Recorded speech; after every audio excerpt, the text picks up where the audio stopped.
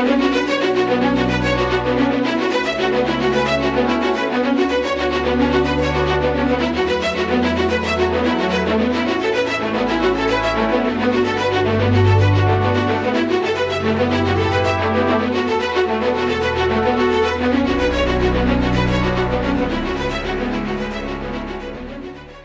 kembali lagi kita ngomongin KDM nih guys. Saya udah gregetan banget nih di soalnya. Kita lihat deh kampung Pakuan yang pada hari ini lagi viral, lagi rame diperbincangkan nih guys. Bahkan perbincangan kampung Pakuan ini bukan cuma di internal daerah Subang, tapi udah ke mancanegara. Bahkan itu jadi perbincangan luar biasa guys, dimana orang kalau misalnya mau bikin desa wisata itu sangat lama, butuh bertahun-tahun, butuh sertifikat dari sana, dari sini, dari dinas ini, dari dinas itu. KDM bisa ngebangun itu dalam waktu 1 hari guys. 1 hari perizinan selesai dan langsung boom disulap menjadi daerah wisata secepat itu. Yang tadinya potensinya cuma biasa-biasa aja, sekarang jadi potensi daerah wisata dan benar-benar wisata. Kadang orang kalau misalnya di daerah kita masing-masing ada sumber wisata pun yang kita bisa lihat ada banyak banget potensi, ketika pimpinan daerahnya nggak gerak, yang nggak jadi apa-apa, cuman sebatas jadi tontonan warga aja, cuman sebatas jadi angan-angan aja. Tapi sosok KDM bisa mewujudkan itu dengan waktu yang sangat singkat. Bahkan yang tadinya nggak punya potensi pun bisa jadi ada potensi luar biasa. Saya melihat dari sudut pandang multiple motifnya ya. Jadi KDM ketika melihat daerah yang punya potensi, dia langsung bangun yang tadinya masyarakatnya itu nggak punya pendapatan di daerahnya karena daerahnya daerah vakum, daerah nggak berpenghasilan. Beliau bisa sulap itu menjadi daerah kampung Pakuan sumber wisata yang tadinya masyarakatnya hijrah ke kota untuk mencari nafkah, sekarang nggak lagi.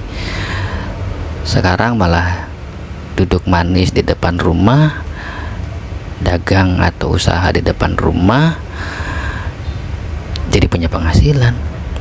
Yang tadinya di sana nggak ada aktivitas macam-macam, sekarang jadi banyak. Ada yang jadi tukang baju, ada yang jadi tukang makanan, ada yang jadi tukang gorengan, ada yang jadi tukang cemilan, ada yang jadi tukang penyewa rumah, penyewa kontrakan, jadi sewa kamar, sewa penginapan. Banyak banget yang tadinya kampungnya mati sekarang jadi kampung hidup. Dan itu dicontoh banget sama banyak daerah, banyak negara bahkan. Jadi percontohan sosok KDM ini benar-benar menggemparkan dunia kayaknya nih.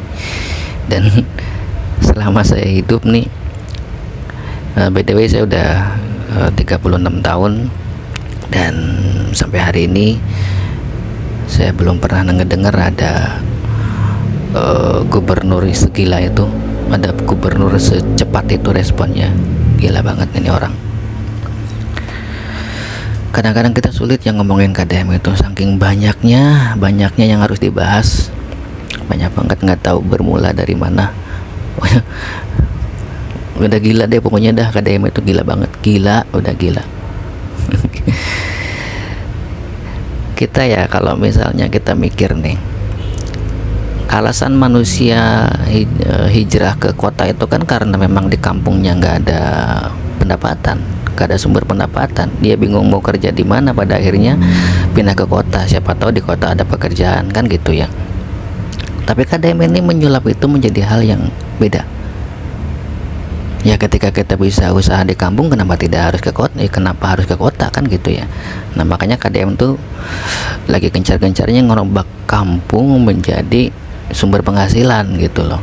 Yang tadinya kita padat banget pindah semua ke kota, ya sedikit-sedikit kita harus beralih ke desa. Toh di desa pun udah banyak penghasilan gitu.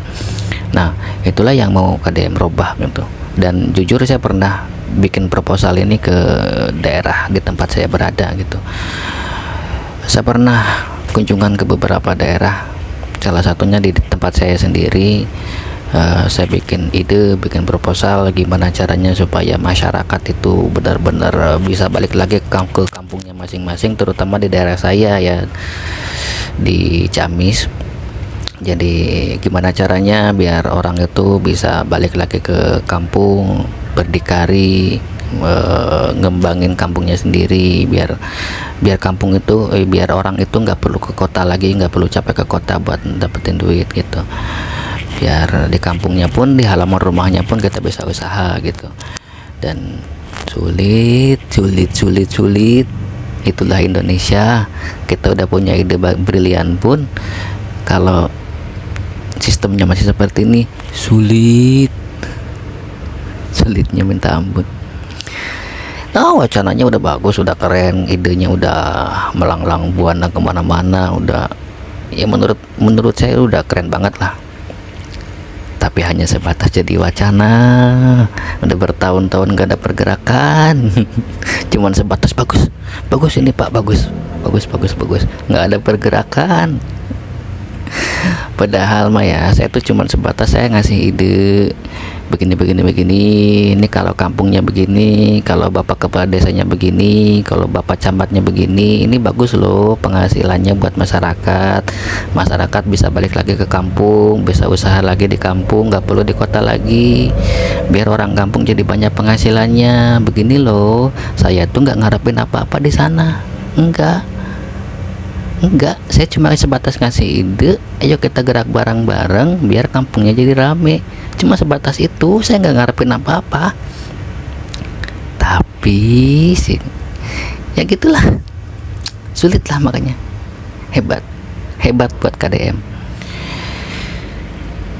Sistem yang rumit, sistem yang dianggap orang sulit, KDM tuh bisa mangkas semuanya satu hari jadi. Itu lembur pakuan, luar biasa itu KDM. Lembur pakuan jadi dari dulunya orang-orang pindah ke kota buat nyari duit, sekarang kebalik, pindah ke lembur pakuan. Dan orang bisa usaha dari pintu rumahnya sendiri, buka pintu, tiba-tiba buka buka kios atau buka apa gitu ya, karena kan orang banyak banget berkunjung ke sana berbondong-bondong. Usaha di depan rumah sekarang tuh di lembur pakuan itu, ada yang buka kontrakan, ada yang buka macam-macam, jadinya kampungnya hidup gitu. Dan itu yang harus kita contoh. Dan gila sih, udah bingung saya udah ngomongin dari mana. Aduh, pokoknya yuk kita bareng-bareng rubah kampung kita biar jadi bisa menghasilkan buat banyak orang.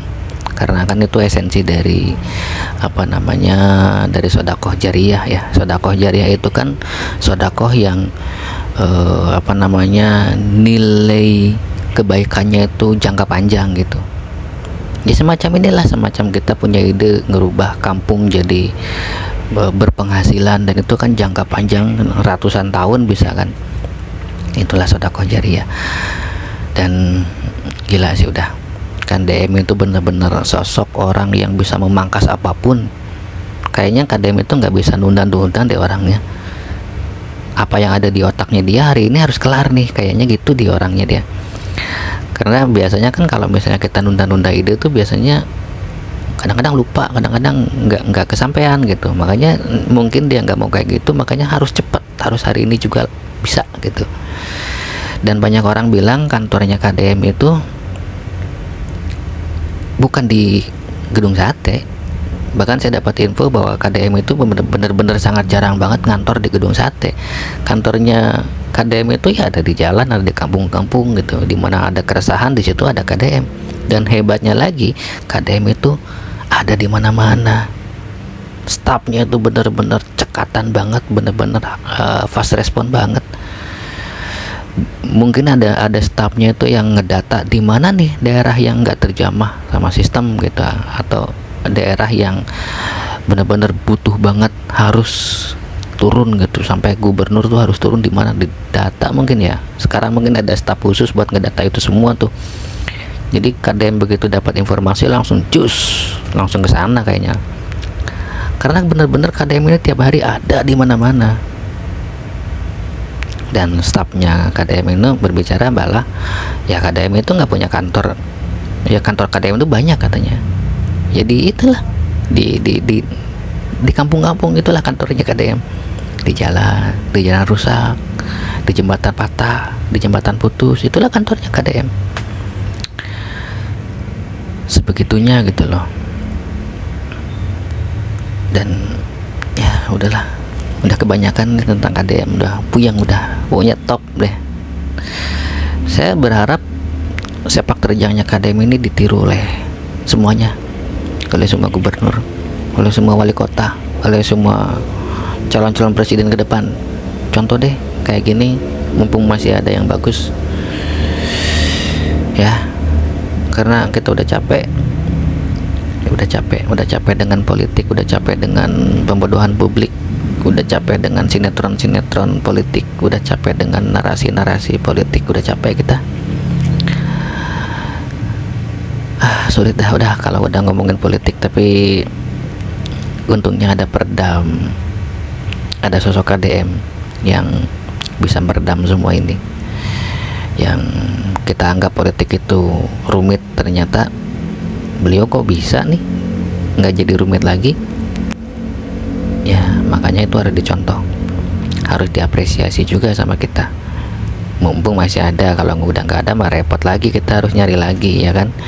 Nah intinya mudah-mudahan yuk kita bergotong royong bareng-bareng biar bisa mewujudin kampung kita sendiri, biar kita bisa usaha di depan rumah kita sendiri gitu. Kalau nggak kita sendiri yang maju, sulit kayaknya. Makanya yuk kita rame-rame, kita mulai diri kita sendiri deh, yuk kita wujudin kampung kita nih jadi kampung yang berpenghasilan gitu. Mulai dari diri kita sendiri. Setiap orang punya peran masing-masing, karena kalau diemban sama kalau diemban sama satu orang akan jadi sulit. Makanya yuk kita rame-rame sendiri-sendiri. Kita dari satu kampung itu kita semuanya gerak, gimana caranya mikir bareng-bareng biar jadi rame, biar kita tuh usaha nggak terlalu jauh, nggak harus ke kota mulu, di kampung pun kita sudah bisa usaha gitu. Nah kayak contoh Lembur Pakuan sekarang jadi sumber aset usaha. Kenapa tidak kita ngewujudin kampung-kampung kita juga gitu ya, nggak perlu nunggu KDM, yuk kita cuma gerak bareng-bareng, siapa tahu bisa gitu ya. Itu kita duplikat, kita contoh, mudah-mudahan bagus. Oke, terima kasih. Jangan lupa subscribe, jangan lupa komen, jangan lupa share. Thank you.